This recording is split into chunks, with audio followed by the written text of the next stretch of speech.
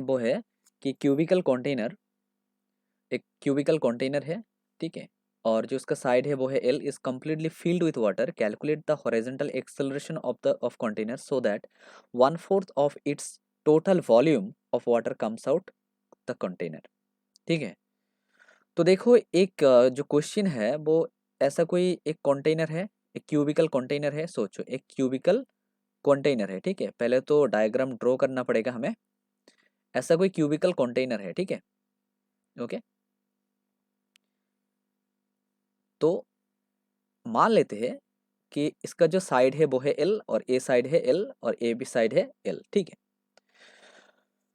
अच्छा, तो इसमें क्या था, इसमें पहले तो लिक्विड था, इसमें पहले लिक्विड था। तो क्या हुआ, लिक्विड कितना एक्सेलरेशन हमें देना पड़ेगा, ठीक है, कितना एक्सेलरेशन हमें देना पड़ेगा कि इसमें जितना भी लिक्विड है ना, जितना भी लिक्विड है, इस टोटल लिक्विड से 1/4 ऑफ इट्स लिक्विड बाहर आ जाएगा, ठीक है। तो देखो अगर बाहर आता है तो जैसे सोचो, अगर आप इसको मूव कराओगे सामने की तरफ, तो जो लिक्विड है वो पीछे की तरफ बढ़ेगा। जो लिक्विड का लेवल होता है ना, वो पीछे की तरफ क्या होगा, ज्यादा होगा, और सामने की तरफ क्या होगा, कम होगा। तो इसलिए जो लिक्विड लिक्विड हो जाएगा, क्या होगा, बाहर हो जाएगा।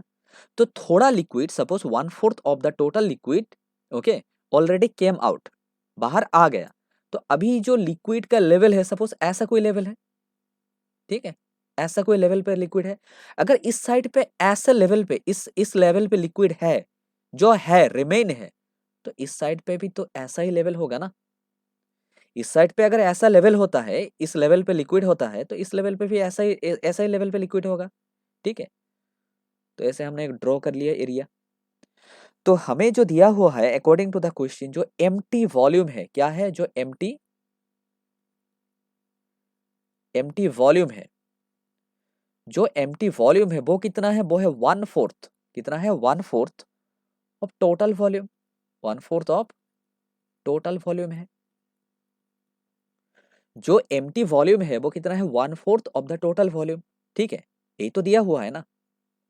अच्छा, तो अगर ये दिया हुआ है, सोचो, तो जो एम्प्टी स्पेस है, जो एम्प्टी अभी स्पेस है, ये हुआ इसका एम्प्टी स्पेस, इसका हाइट कितना है, कितना लिक्विड नहीं है, कितना हाइट पे लिक्विड नहीं है, एच हाइट पे। तो सपोज मान लो ए हाइट एच है, ठीक है, और देखो ये जो लिक्विड जो ऑलरेडी इस साइड पे, सपोज ए बी साइड पे ज्यादा है और सी डी साइड पे थोड़ा कम है।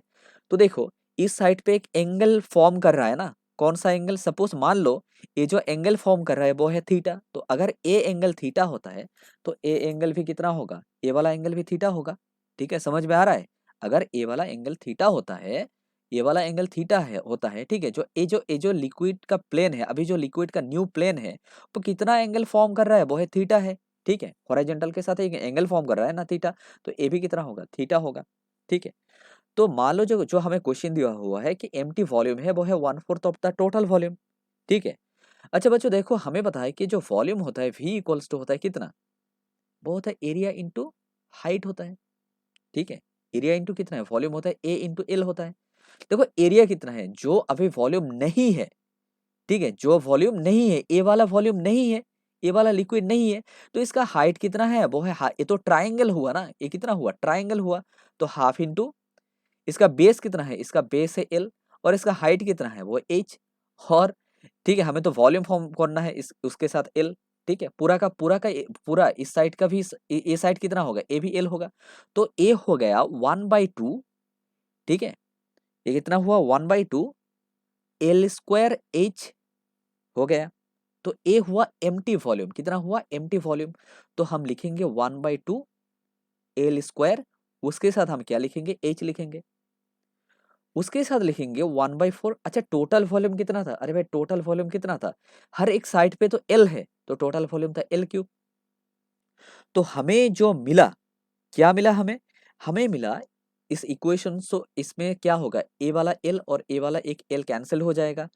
तो हमें इस इक्वेशन से जो h बाई एल मिला वो कितना मिला, जो h बाई एल मिला वो है 1/2 मिला, कितना मिला, 1/2 मिला, ठीक है। अच्छा अभी सोचो इस इक्वेशन से अगर हम टेन थीटा अप्लाई करेंगे, टेन थीटा कितना होगा? अरे परपेंडिकुलर बाय बेस होगा, परपेंडिकुलर कितना है h है और बेस कितना है l है, तो h बाई l हो जाएगा। और हमें पता है कि जो एक्सेलरेशन जो होता है ना, हमें ऑलरेडी पता है जो ये जो tan थीटा होता है वो कितना होता है, सोचो वो होता है a बाई जी होता है। ठीक है, हमने पिछले वीडियो में पिछले जो डेरिवेशन है उसमें हमने सॉल्व किया, जो tan थीटा होता है वो कितना होता है, a बाई जी होता है। तो इसका मतलब जो एच बाई एल, देखो इस इक्वेशन से हमें एच बाई एल मिला, कितना मिला 1/2, तो हमें लिखेंगे 1/2 इक्वल्स टू होगा ए बाई जी। तो इसका मतलब ए हो जाएगा g/2। ठीक है, ए कितना हुआ, ए हुआ g/2, यही है हमारा आंसर। तो ए का जो वैल्यू मिला वो है g/2। ठीक है बच्चों, क्लियर।